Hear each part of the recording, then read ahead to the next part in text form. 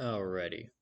This is a recording to basically say what the plan is. We have Milestone 3 pulled up because it shows you everything you need. Right off the bat, I will say I'm not entirely sure what physical objects I'll be using because I'm hoping there's going to be more wintry objects available with the new free stuff that comes out. Because as of right now, which is the 4th, they have yet to show us what the free content for the month is going to be. Apparently that changes on a Tuesday. But overall, the plan is going to be an overhead game, sort of like this one, where you are going to be kicking around a ball. We're going to have it kind of like a soccer, like breakthrough, like walls kind of game, kind of like one of those tower defense games of sorts, but not exactly. The walls are going to be getting stronger and stronger. So the walls are going to have a corresponding health factor that each of them are going to have more health than the others as the material gets stronger, like wood, stone, steel, that kind of progression. And if possible, at the end, there might be a functioning AI trying to block you from scoring a goal. Additionally, this will include the force factors that we've been learning recently to have you shoot the ball. I'm not entirely sure if you're going to have the ball always in front of you. I think the ball might just be something that looks like it's always animated in front of you, just like has the constant rotation factor, and then you use a button basically to shoot it. So it's never not going to be in front of you, so you're not going to have to worry about going around collecting your ball again. You're going to shoot it off, it's going to reappear in front of you.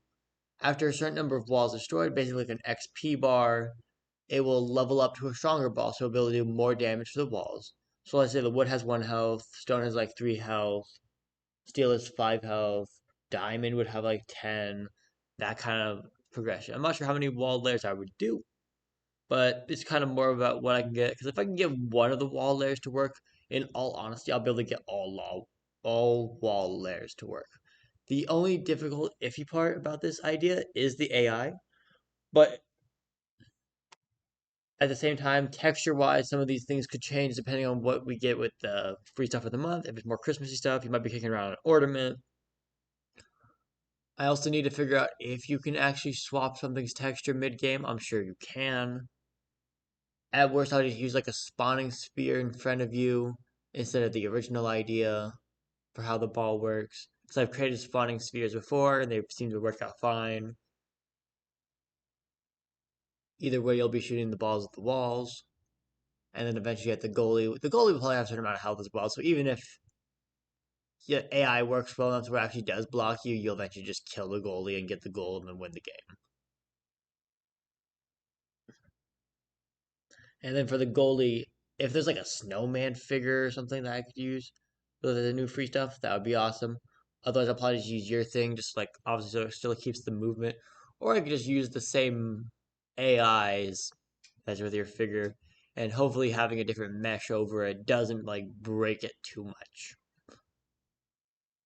But as of right now, there's a plan, kind of a soccer break through walls game to then get the score at the end where your ball progresses in levels by you collecting more XP as you destroy walls, but also the walls all having different HP values, and your ball progressively getting a higher and higher damage value as you go throughout the map.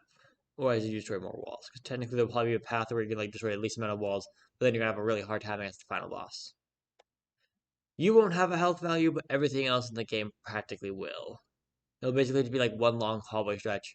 If I can get a more lumpier kind of snow wall to use on the outsides, that's going to be more ideal rather than just a flat rectangular wall. That's just me wanting to use better animations and better graphics.